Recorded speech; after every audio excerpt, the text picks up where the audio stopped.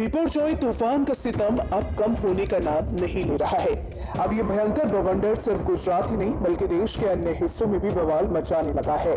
जहां एक तरफ इस तूफान से गुजरात के अलग अलग इलाकों में भारी नुकसान और तबाही का मंजर देखा जा रहा है, तो वहीं मुंबई महानगरी में भी इसका असर देखा गया है।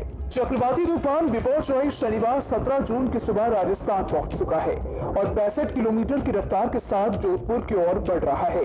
इस तूफान की वजह से सभी रक्षा और बचाव एजेंसियां अलर्ट पर हैं। तो वहीं भारतीय मौसम विभाग ये दावा कर रहा है कि जल्द ही ये तूफान खत्म हो जाएगा। हालांकि इस तूफान से मॉनसून पर क्या प्रभाव पड़ा, इसके बारे में कोई जानकारी नहीं दे सका है।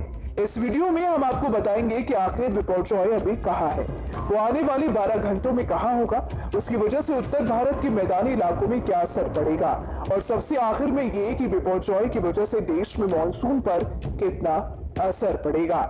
इससे भी पहले आपको बता दें कि बिपरजॉय सबसे पहले अरब सागर में 4 जून को भारतीय समय रात 11:30 बजे केरल के कोझिकोड से 982 किलोमीटर दूर और कच्छ से लगभग 1500 किलोमीटर दूर शुरू हुआ था और इसने शुक्रवार 15 जून को शाम 5:30 बजे कच्छ जिले में लैंड हिट किया था। सैटेलाइट एनालिसिस के आधार पर बिपरजॉय तूफान तेजी से जोधपुर की ओर बढ़ रहा है। भारतीय मौसम विभाग की माने तो ये निम्न दाब वाले क्षेत्र में है और अगले 36 घंटों में इसके धीमे पड़कर खत्म हो जाने की संभावना है, लेकिन इसके साथ ही इलाके में तेज हवाएं चल रही हैं। ऐसा माना जा रहा है कि अभी इसकी जितनी रफ्तार है उसकी वजह से पानी से भरे बादल आने वाले 12 घंटों में राजस्थान, हरियाणा, दिल्ली और पश्चिमी उत्तर प्रदेश के कुछ इलाकों में तेज हवा के साथ मध्यम से भारी बारिश का अनुमान है। बिपरजॉय तूफान ने काफी तेजी के साथ मानसून बनने के लिए कारक हवाओं पर प्रभाव डाला है। जैसे कि अगर आप तस्वीरों को देखेंगे तो आप पाएंगे कि बिपरजॉय की वजह से अरब सागर से उठने वाली मानसून लहरें जो केरल में जून के पहले हफ्ते बारिश की वजह से बनते हुए मध्य भारत में पहुंचती है, वो हवाएं अब तमिलनाडु के रास्ते बंगाल की खाड़ी और फिर बांग्लादेश के रास्ते नॉर्थ ईस्ट और वहां से तो हिमालय की श्रृंखलाओं से टकराने के बाद पश्चिम बंगाल के कुछ हिस्सों से गुजरते हुए बिहार, यूपी, मध्य प्रदेश और आसपास के इलाकों में बरसने वाली थी।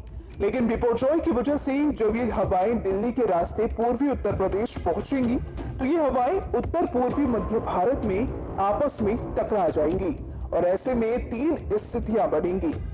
पहली ये कि मॉनसून को वापस बंगाल की खाड़ी में धकेल देगा, जिससे मॉनसून में 1-2 हफ्ते की देरी हो सकती है।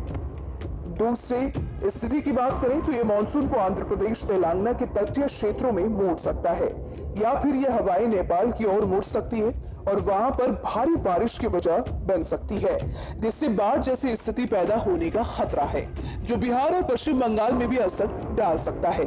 यानी कि देश के इन 5 मैदानी राज्यों में समय पर बारिश नहीं होगी या कम बारिश होगी, जिससे कि इन इलाकों में खदान उत्पादन पर प्रभाव पड़ेगा, यानी इससे सबसे ज्यादा किसान प्रभावित होंगे।